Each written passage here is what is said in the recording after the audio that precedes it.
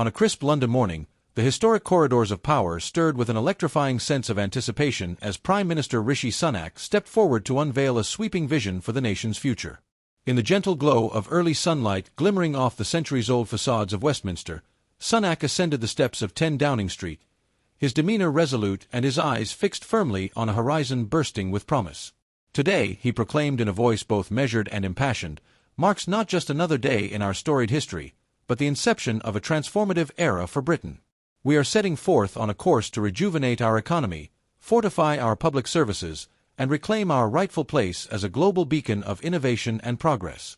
Within moments, the announcement reverberated through the halls of government and the bustling streets alike, igniting fervent debates among both staunch supporters and critical detractors.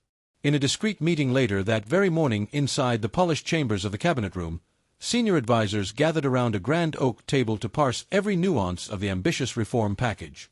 Sir Reginald Fitzroy, a seasoned veteran renowned for his unswerving fiscal acumen, leaned forward and mused, "Rishi, your plan is nothing short of audacious. Should we manage to rally public support and silence the perpetual naysayers, this could indeed herald a renaissance in British governance."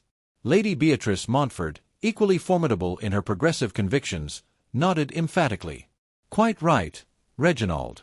The opposition is expected to unleash their customary diatribes, cliched grumblings and hollow critiques, but we must stand united in our conviction.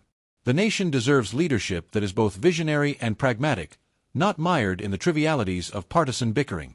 At that very moment, a youthful junior minister, barely able to contain his excitement, interjected with a cheerful, "Oh, jolly good, this is exactly the sort of forward-thinking we need, sir."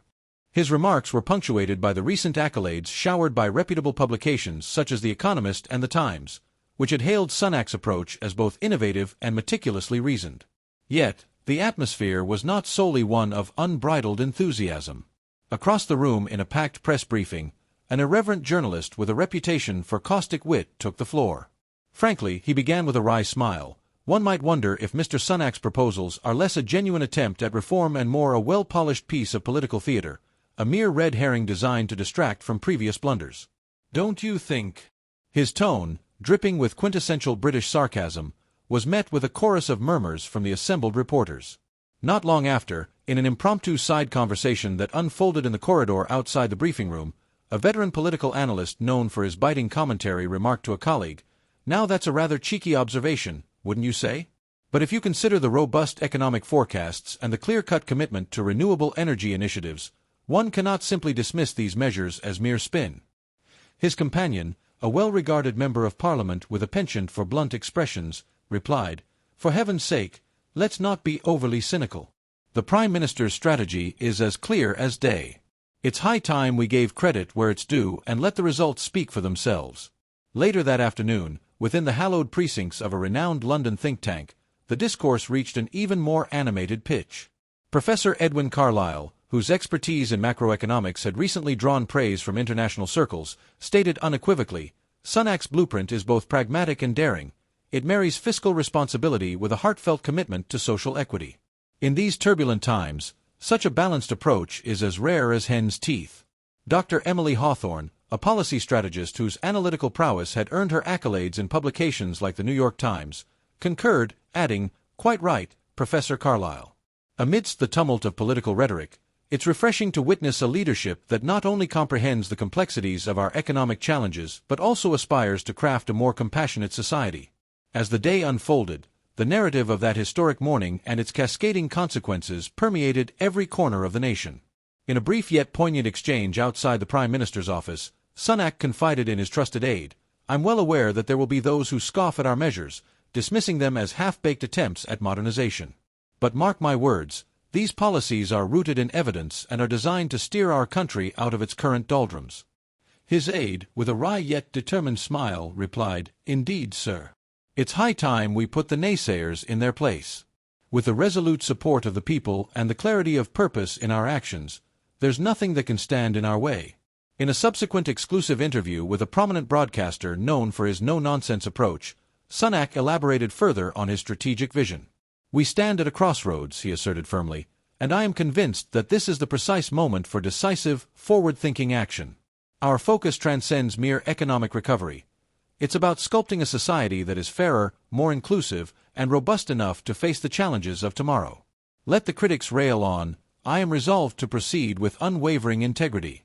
When pressed by the interviewer, who quipped in his characteristically blunt manner, that does sound a bit too rosy to be entirely plausible, Prime Minister.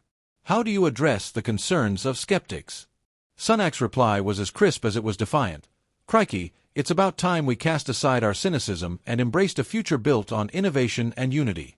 The facts are on our side, and the nation is ready for this new chapter. As twilight descended upon London, the city itself seemed to exude a cautious optimism. The day's events had crystallized into a defining moment in British politics, one that promised challenges but also unprecedented opportunities. The legacy of Sunak's bold gambit was already being etched into the annals of modern governance. For ardent supporters, his reforms signified a much-needed renaissance, a decisive step towards progress and prosperity. For the opposition, however, it was a trial by fire, a stern test of political mettle and the resilience of long-held convictions. Yet, regardless of the differing opinions, the underlying sentiment was clear. The heart of British democracy beat with an unyielding desire for renewal and justice. In every spoken word, every policy outlined, and every spirited exchange between allies and adversaries alike, the narrative of that day captured the very essence of a nation in transformation. It was not merely a chronicle of political maneuvers, but a vibrant tapestry interwoven with hope, defiance, and the indomitable spirit of a people determined to forge a brighter tomorrow. As the city lights of London flickered against the encroaching darkness, one undeniable truth emerged: the journey towards a revitalized Britain had only just begun.